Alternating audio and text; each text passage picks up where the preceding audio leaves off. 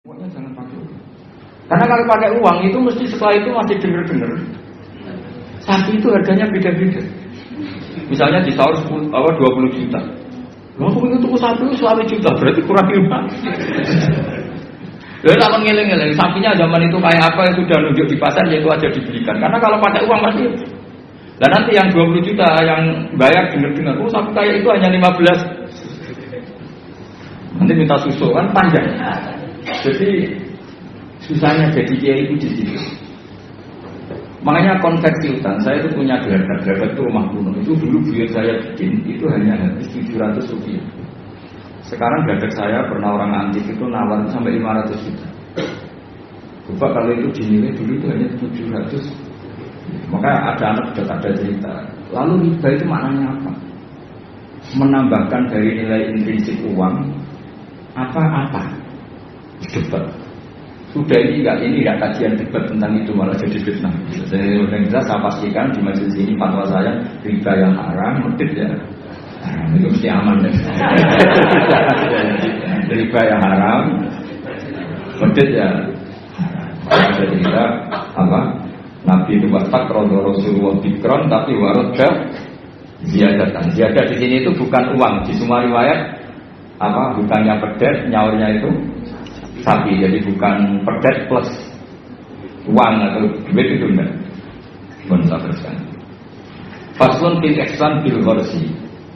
Jadi ada orang nanam tanaman di mana saja, kemudian kata Rasulullah SAW ngendikane, "Ma min muslimin yabisu gharsan illa kana ma ukila minhu sadaqatan wa ma suriqa minhu sadaqatan." Jadi Nabi itu kadang ngendikan, "Wa ma akala sabu fa walahu sadaqah."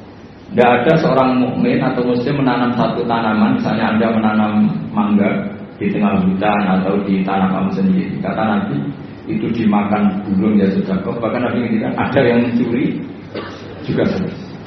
Maka sebetulnya sistem pencurian yang seperti itu sebetulnya bisa setengah-setengah dilegalkan. Tapi jangan mengajari mencuri. Tapi lagi-lagi jangan mengajari kikir juga. Karena sampai dikatakan mencuri itu juga karena yang punya ada. Makanya uniknya Nabi ketika wa masuri qaumin hu ya sodaqah, yang dicuri pun nanti berstatus sodaqah. Tapi ya jangan mobil. Ya yang ringan-ringan. Itu kalau di kampung saya, umumnya kampung lah, masih di kampung. Di kampung itu ada adat unik. Kalau ada orang punya semangka banyak, kemudian ada tukang penggembala ngambil satu. Itu kalau ditabui atau disalahkan, itu orang menyalahkan yang punya semangka. Wong kok medhite ngono kok geger. Ada konsensus, ada apa? Jadi agama itu yang ngaramkan nyuri, tapi juga ngaramkan medhit. Itu jadi perlu dicatat. Coba jangan lihat di kampung-kampung, ada orang punya 1 hektar atau 1 ladang, terus punya mangga banyak. Ada yang nyuri 1 digebukin, orang nyalahkan siapa? Nyalakan yang gebukin atau nyalakan yang nyuri? Nyalakan yang gebukin. Lah yang nyuri yang karwan salah, jadi gak perlu disalahin gitu. Tapi yang jelas Nabi ngendikan kalau ada orang punya tanaman kemudian dimakan hewan atau dicuri, bahasanya Nabi masih suri kok. Maka itu menjadi sedekahnya dia. Nah kemudian di fikih itu ada bab yang agak sensitif. Namanya ulima ridho. Ulima ridho itu nggak pamit, tapi kira-kira yang punya pasti boleh, itu boleh. Wah kalau enggak semua dosen, semua kiai, semua santri pernah nyuri kalau itu. Karena gini, misalnya saya akrab, ya saya misalnya akrab sama seseorang, pas di kamar mandi misalnya. Terus saya pakai HP-nya karena penting tak pakai handphone. Itu nyuri apa pinjam? Enggak jawab. Nyuri apa pinjam? Nyuri enggak pamit. Tapi kalau dikatakan nyuri, temen-temen orang akrab itu kok gitu aja kok. Parah lagi kalau kamu marung, itu di fakir itu mesti nyuri semua. Coba kamu ke warung, terus ada gedang goreng di situ kamu makan. Coba itu apa? Nyuri apa enggak? Dikatakan nyuri itu di depan umum. Dikatakan beli wong belum kamu bayar. Dikatakan tamu wong itu warung kok tamu. Jadi di fakir itu didiskusikan seperti itu. Nah, kalau dikatakan, ya coba itu status kamu makan itu apa coba? Ketika Anda makan statusnya apa? Nyuri kan, kalau kebetulan bakulnya pakai dalam, Loh nyatanya ada yang nyuri juga, habis 3 bilang 2. Coba seperti itu. Nah di fikih itu sampai jadi debat ya. Jadi perdebatan seru ya. Namanya bek mu'athah. Fikih itu bakat bek apa? Mu'athah. Bek mu'athah itu tidak ada ijab qabul, tapi secara adat seperti itu. Ya salah lagi, tidak ada ijab qabul, tapi secara adat seperti itu. Akhirnya kita ngambil gedang goreng sampai 5. Nanti kelihatan nggak benernya begini, kita punya asumsi, punya estimasi harganya per satu itu 1.000. Ternyata sama bapaknya bilang 5 berarti misalnya 10.000 apa? Kita kan estimasinya 1.000, ternyata diregani 2.000. Kita akan kaget. Jadi lalu pertanyaannya, fikih itu menjawab, lalu yang kita ikuti dengan jadi hakim itu kata baik penjual apa pembeli? Kita harus sepakat pembeli karena dia yang punya. Dan kamu tidak dimasukkan jual beli tapi ihsan, merusak harta orang lain tidak pamit, maka kamu diberi sanksi.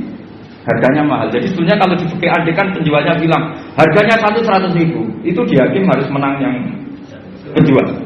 Karena kamu merusak harta orang lain tanpa pamit. Jadi akadnya bukan jual beli tapi merusak hak orang lain.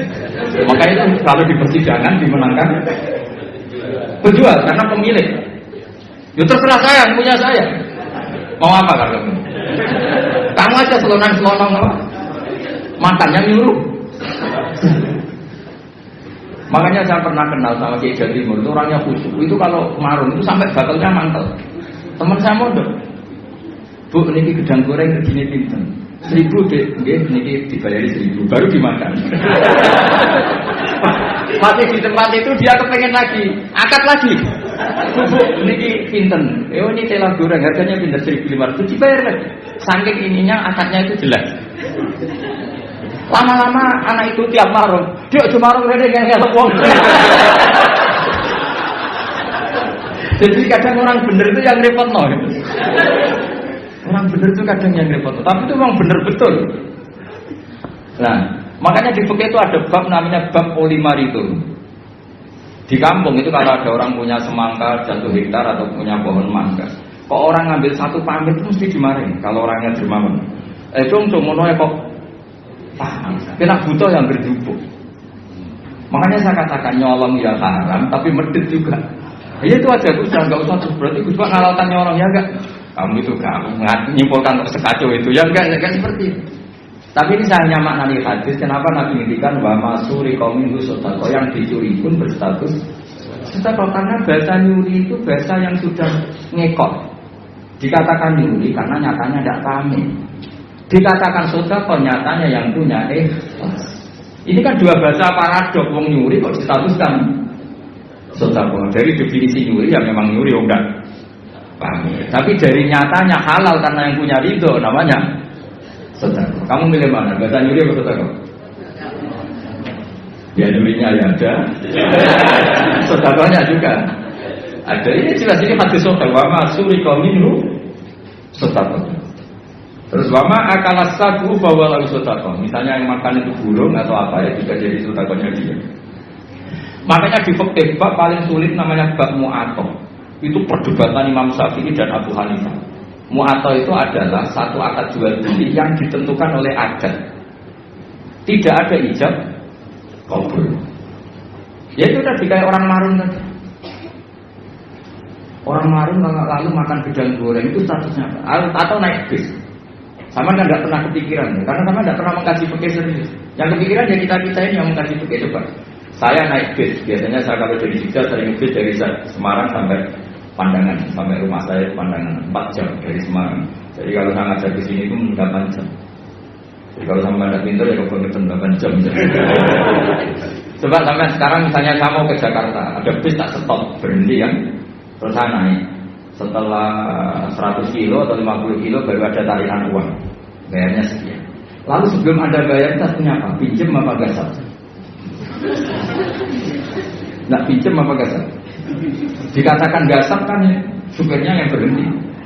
Terus dikatakan pinjem, nyatanya nanti disuruh bayar. Dikatakan bayar di durasi waktu itu belum bayar, statusnya apa itu?